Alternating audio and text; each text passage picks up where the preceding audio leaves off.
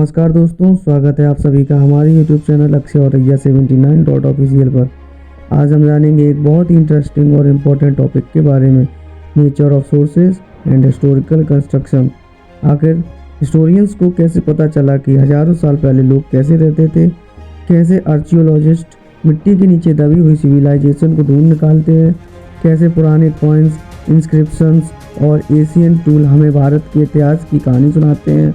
तो चलिए शुरू करते हैं एक रोमांचक सफर एशियंट इंडियन के इतिहास की दुनिया में। हिस्ट्री को समझने के लिए सबसे इम्पोर्टेंट सोर्स होता है मटेरियल रिमेन्स, यानी पुराने समय की बची हुई वस्तुएं जैसे tools, pottery, buildings, bones, coins और इंस्क्रिप्शंस।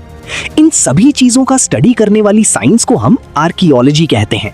आर्कियोलॉजी के थ्रू हिस्टोरियंस एंशिएंट, मिडीवल और मॉडर्न हिस्ट्री के बारे में जानकारी हासिल करते हैं। लेकिन प्री हिस्टोरिक पीरियड को समझने में आर्कियोलॉजी का रोल सबसे ज्यादा इंपॉर्टेंट होता है। प्री हिस्ट्री उस पीरियड को कहते हैं जहां लिखने की कला या तो थी ही नहीं या फिर अभी तक उसकी स्क्रिप्ट को पढ़ा नहीं जा सका है। प्री हिस्टोरिक साइट्स आम हिस्टोरिकल साइट से काफी अलग होते हैं। ये जनरली बड़े महल या बिल्डिंग्स के रूप में नहीं मिलते। यहाँ mostly fossils, stone tools, animal bones और प्लांट रिमेन्स मिलते हैं। ऐसी साइट्स ज्यादातर पहाड़ी इलाकों, रिवर बैंक्स और प्लेटूज के आसपास मिलते हैं। स्टोन एज के लोगों द्वारा बनाए गए स्टोन टूल्स हमें उनके जीवन के बारे में बहुत कुछ बताते हैं। इन टूल्स और फॉसिल्स के थ्रू साइंटिस्ट्स उस समय की क्लाइमेट और एनवायरनमेंट का भी पता लगाते हैं। इंडिया में राइटिंग का सबसे पुराना एविडेंस इंडस वैली सिविलाइजेशन से मिलता है। लगभग 2500 बीसीई के आसपास हड़प्पन लोग लिखना जानते थे, लेकिन उनकी स्क्रिप्ट आज तक डिकोड नहीं की जा सकी है। इसी वजह से हड़प्पन सिविलाइजेशन को प्रोटो हिस्टोरिक फेज में रखा गया है। हड़प्पन सिटीज की प्लानिंग देखकर आज भी लोग हैरान रह जाते हैं।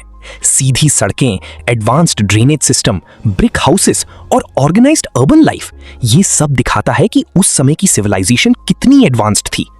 पुराने समय की अधिकतर सिविलाइजेशंस मिट्टी के नीचे दब चुकी हैं। इन दबे हुए पुराने सेटलमेंट्स को माउंड्स कहा जाता है। माउंड्स अलग अलग टाइप्स के होते हैं: single culture mound, major culture mound और multi culture mound. Multi culture mounds में कई सिविलाइजेशंस एक के बाद एक डेवलप होती हैं।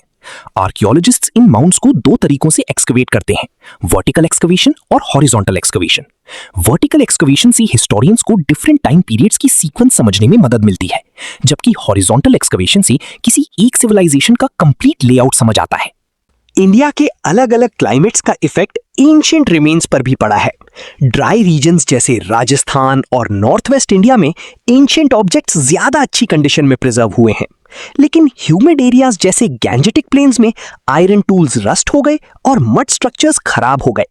इसी वजह से कुछ रीजन्स में एंशिएंट रिमेन्स को प्रिजर्व करना मुश्किल हो जाता है। एक्सकेवेशंस के थ्रू हिस्टोरियंस को बलूचिस्तान में 6000 बीसीई पुराने विलेजेस के एविडेंस मिले हैं। यहाँ के लोग फार्मिंग करते थे और एनिमल्स को डोमेस्टिकेट भी कर चुके थे।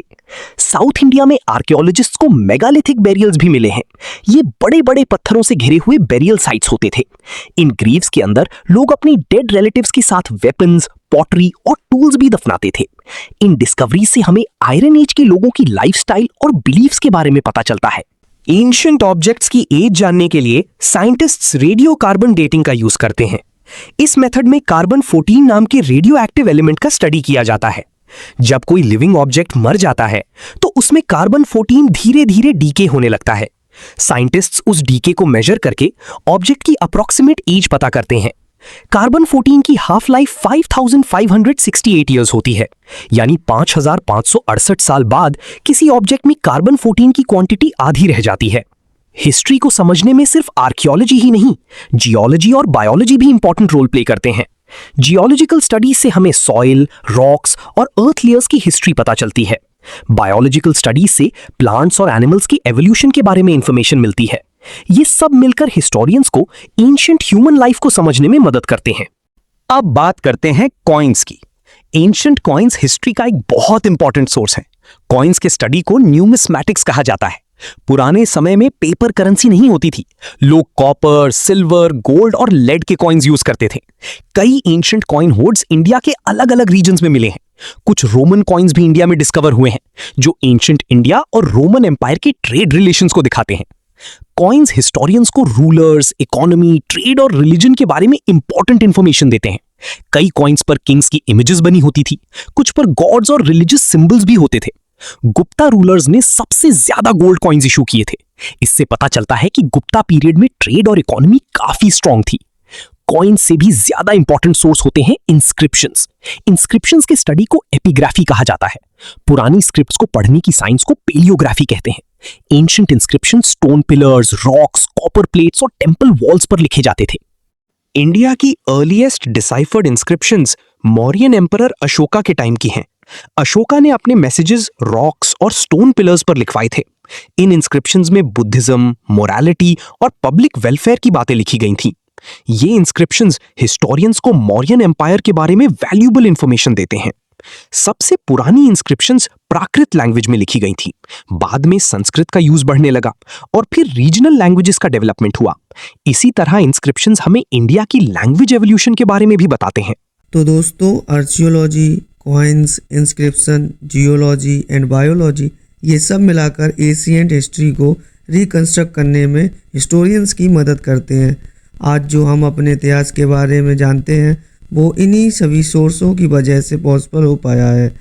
मिट्टी के नीचे दबी हुई सिविलाइजेशन, पुराने कॉइन्स, स्टोन इंस्क्रिप्शंस और एशियन टूल, ये सब हमारे ग्लोरियस पास्ट की कहानी बयां करते हैं। अगर आपको ये डॉक्यूमेंट्री पसंद आई हो तो वीडियो को लाइक करें, शेयर करें और चैनल अक्षय औरैया 79.official को सब्सक्राइब जरूर करें। मिलते हैं कि एक अगले एक्साइटिंग डॉक्यूमेंट्री में, तब तक के लिए धन्यवाद।